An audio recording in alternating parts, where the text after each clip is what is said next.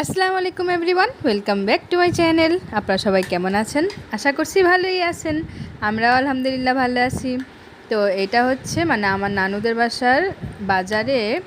এখানে কিন্তু চটপটি বিক্রি করে। তো চটপটি কিন্তু আমি অনেকবারই খেয়েছি এখানকার, তো আমার কাছে অনেক বেশি ভালো লাগে। তো আবার কিন্তু চলে আসলাম। আমার হাজব্যান্ড নিয়ে আসলো সবাইকে, আমার মাম্মি, তারপর আমার ছোট বোন, তারপর হচ্ছে মামাতো বোন, ভাই, তারপর হচ্ছে আমার ছোট ভাইয়ের বউ, তারপর অনেক সবাইকে। তো এখন হচ্ছে আমাদের চটপটি দিয়ে দিল। চটপটি খাচ্ছে। আমার মেয়ে তো আবার চটপটি খায় না, তো ওর জন্য আবার ফুচকা অর্ডার দিলাম। তো চটপটি খেয়ে নিলাম সবাই মিলে। আর এখানে আমার মেয়ের জন্য ফুচকাও এসে পড়লো। তো আমরাও কিন্তু ফুচকা নিয়েছিলাম একটা। তো এই ফুচকাটা আমরাও সবাই খেলাম।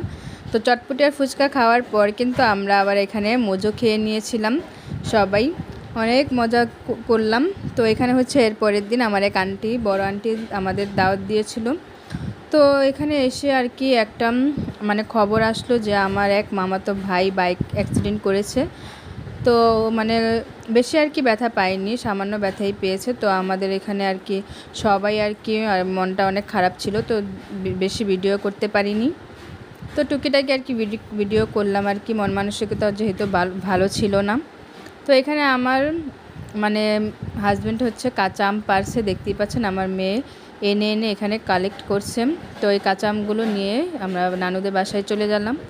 তো এখানে হচ্ছে এই পাট ক্ষেত দিয়ে কিন্তু আমরা চলে যাচ্ছি, এই চক দিয়ে।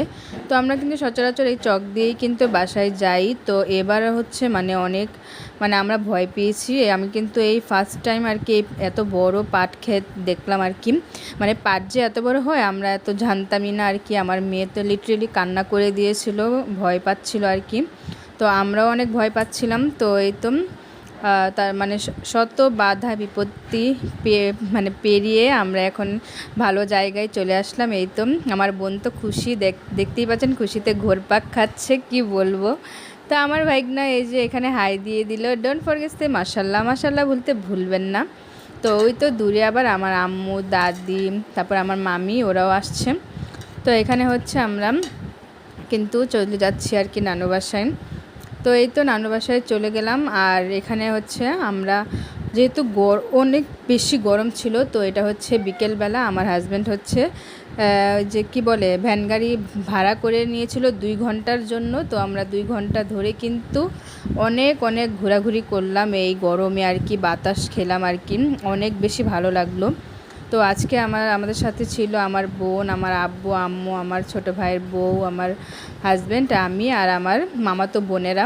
তো সবাই মিলে অনেক এনজয় করলাম, হাওয়া বাতাস খেলাম, অনেক ভালো লাগলো অনেক। তো রাত হয়ে গিয়েছিল এরকম অবস্থা। তো রাতে বাসায় চলে আসলাম।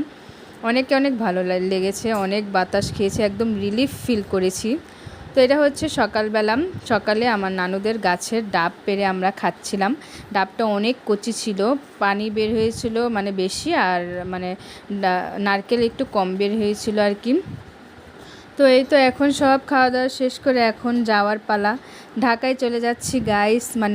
অনেক বেশি মিস করব গ্রামকে, আর সব সময় কিন্তু মিস করি, কি বলবো আর কি। আমার বোন তো আমার মেয়ে সবাই বলছে আবার কবে যাব আর কি, এই অবস্থা।